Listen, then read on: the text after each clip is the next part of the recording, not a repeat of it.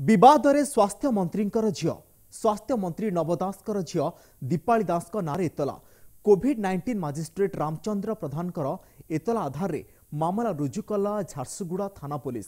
दीपाली दास समेत घटना दिन उपस्थित अन्यमानक नारे भी मामला होईछि।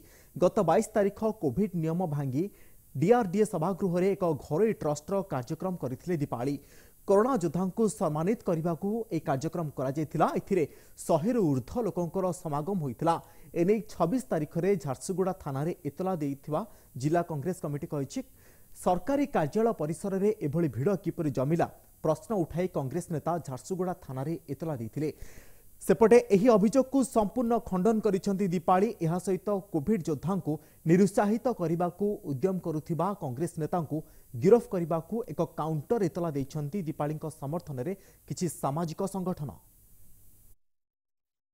22 जून 2020 कोविड वॉरियर्स मानन को सम्मानित करबा पई कि विभिन्न स्वच्छासेवी संगठन सहित गोटे बैठक करा जायतिला, किंतु सेतिरे किछि निराश एवं हताश व्यक्ति आईन उल्लंघन हेबा कथार प्रश्न उठाइछन्ति। मु समस्त को स्पष्ट कर देबा को चाहे जे मु आईन नियम को सम्मान देबी एवं आगामी दिन में कोविड लड़ाई को जारी रखिबी एवं झारसुगुड़ार जनसाधारण सेवा।